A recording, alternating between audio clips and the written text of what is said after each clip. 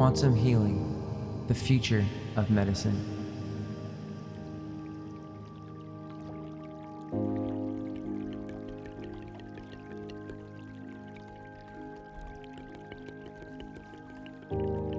I wanted to talk about my experience, horrible experience, but apparently this one is becoming quite common too lately. So I wanted to share my experience because I think it's important to hear what I went through and that I knew nothing about this subject, by the way. I'm usually a very healthy human being. And my family is that I came from is very healthy. So we're not big on, sickness and illness and different things they're doing in the medical world, sort of know, but not really.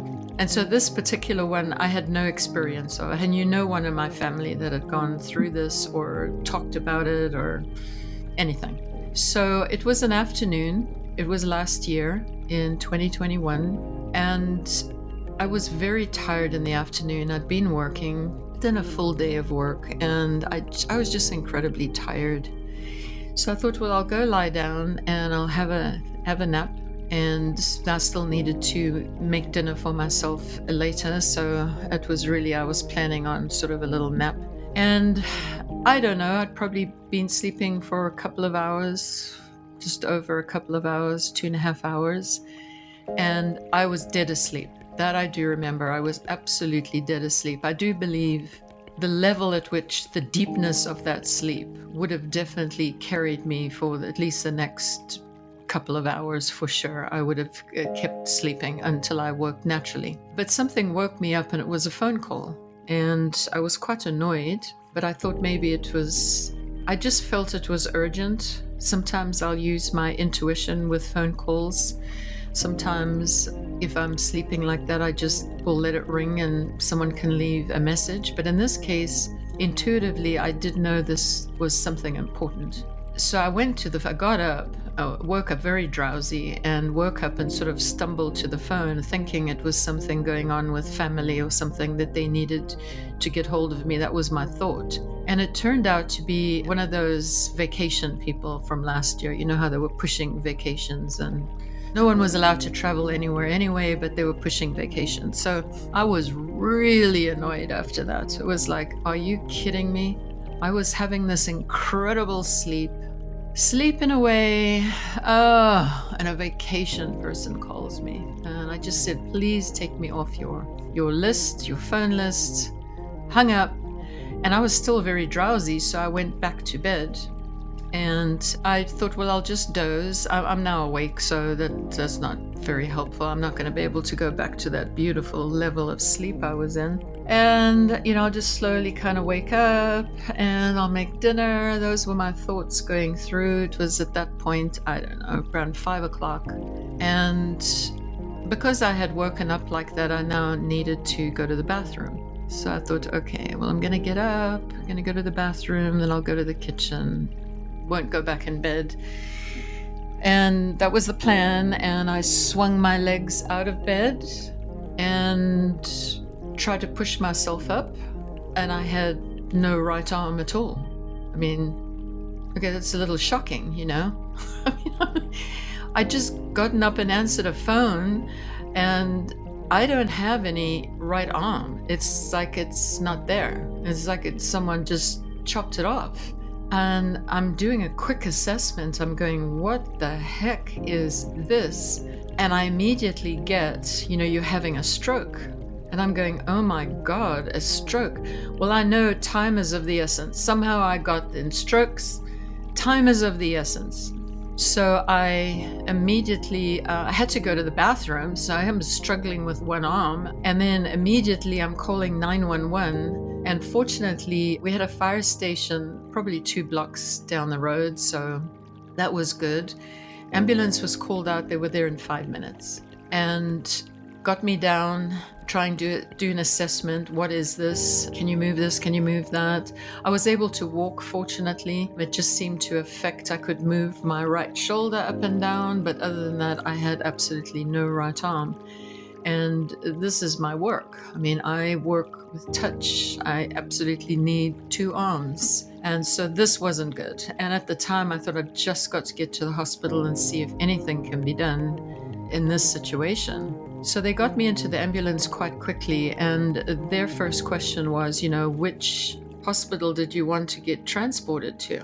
And again, that was something. I just happened to be in a particular system where I lived, and they had all my information in the computers anyway. So I thought that's probably the easiest. I have an insurance where I can go anywhere.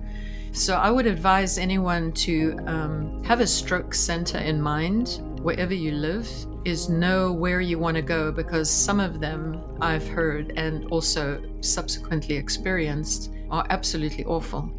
And you're going to lose whatever part of your body is now in stroke.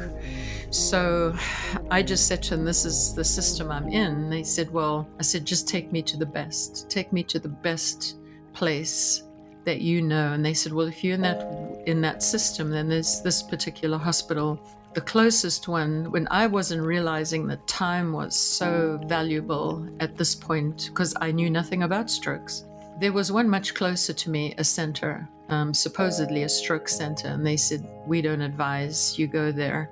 We're going to have to take you downtown. And they said it's going to take a good half hour, because at that moment it was work time.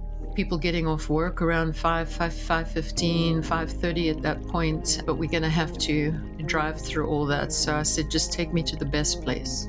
So half an hour on the road, sirens going, trying to get needles in my arm. I was dehydrated. I have horrible veins anyway. So I was struggling with that. They had to pull off in the center of the median sometime to be able to put these needles in me and get me prepped for the hospital. And eventually we arrived there. And now what the hospital does when you arrive there is assess what kind of stroke you're having. Because there's two types. You can have a clot blockage, or you can have a bleed.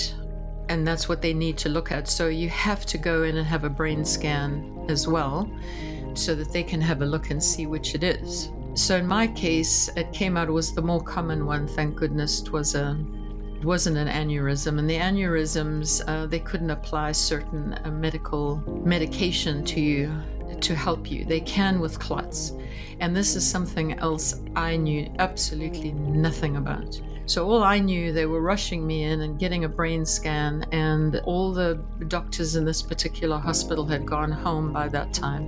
I was left with a fairly new young doctor, which quite frankly terrified me, that I was left, and the rest were nurses and nurse practitioners, but that was it.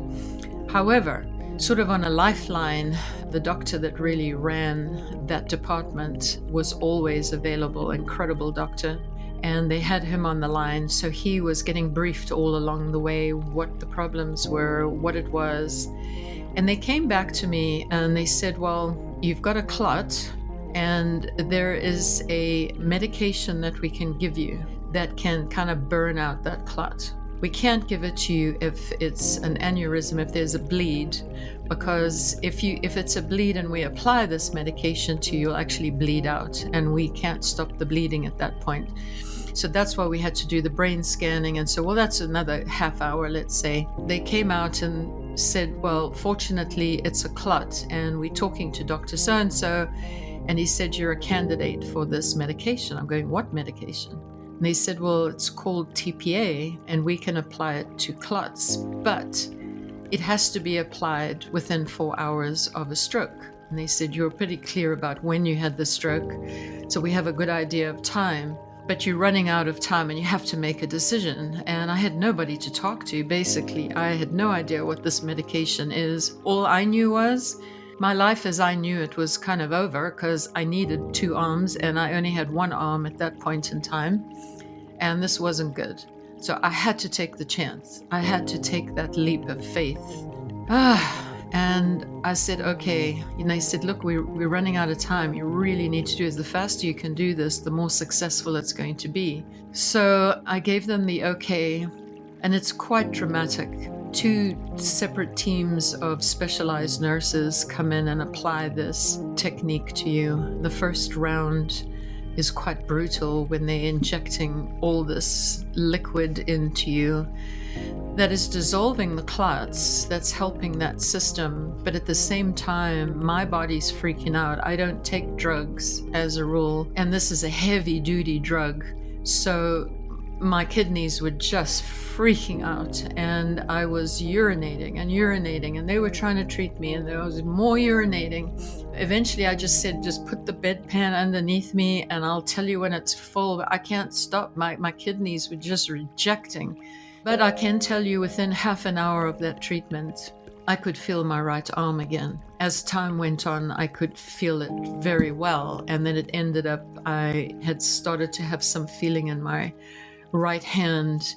And that was incredibly encouraging at that moment of time. And then once this set of nurses is finished with you, there's another second round of nurses that come in. I'm not exactly sure what it is they do, but by the time they finished with you, I could feel everything. A lot of numbness in my right hand, which unfortunately pervades today. I can use my right hand, but can't feel 3 of my fingers very well. I had use of my arm and my right hand, which I was very, very grateful for.